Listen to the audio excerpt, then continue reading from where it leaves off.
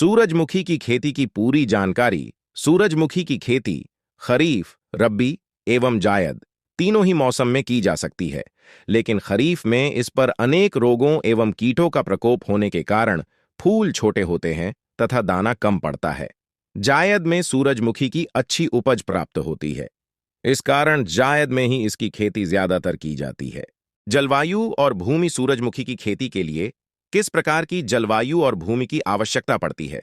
सूरजमुखी की खेती खरीफ, रब्बी, जायद तीनों मौसम में की जा सकती है।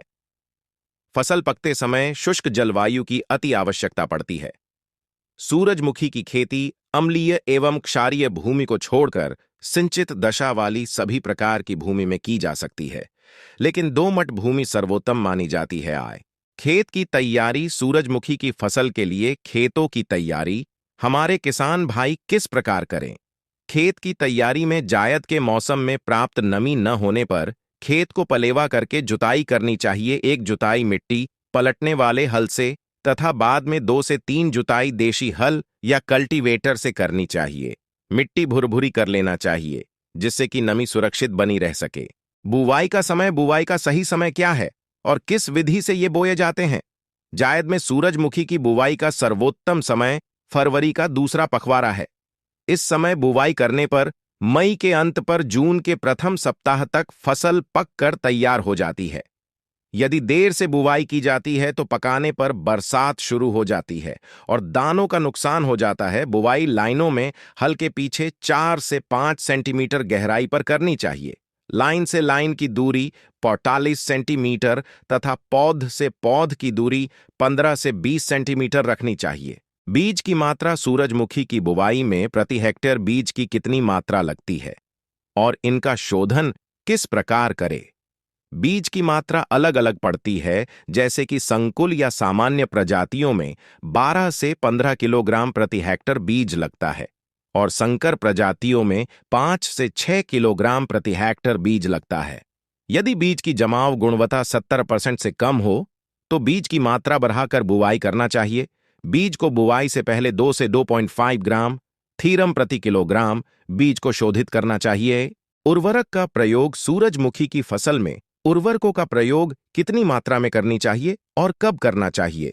सामान्य उर्वरकों का प्रयोग मृदा परीक्षण के आधार पर ही करनी चाहिए। फिर भी नत्रजन 80 किलोग्राम, 60 किलोग्राम, फास्फोरस एवं पोटाश 40 किलोग्राम तत्व के रूप में प्रति हेक्टेयर पर्याप्त होता है।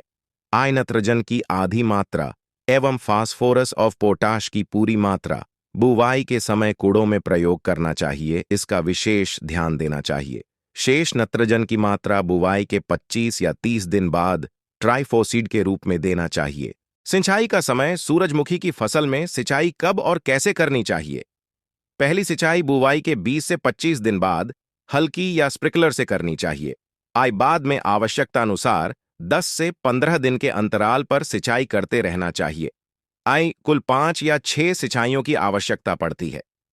फूल निकलते समय, दाना भरते समय बहुत हल्की सिंचाई की आवश्यकता पड़ती है, जिससे पौधे जमीन में गिरने न पाए, क्योंकि जब दाना पड़ जाता है तो सूरजमुखी के फूल के द्वारा बहुत ही पौधे पर वजन आ जाता है, जिससे कि गिर सकता है। गहरी सिंचाई करने से। निराई एवं गुड़ाई। फसल की निराई गुड़ाई कब करनी चाहिए और उसमें खरपतवारों का नियंत्रण हमारे किसान भाई किस प्रकार करें? बुवाई के 20 से 25 दिन बाद, पहली सिंचाई के बाद, ओट आने के बाद निराई गुड़ाई करना अति आवश्यक है। इससे खरपतवार भी नियंत्रित होते हैं। रसायनों द्वारा खरपतवार नियंत्रण हेतु पेंडामेथालिन 30 EC की 3.3 लीटर मात्रा 600 से 800 लीटर पानी घोलकर प्रति हेक्टेयर की दर से बुवाई के 2-3 दिन के अंदर छिड़काव करने से खरपतवारों का जमाव नहीं होता है।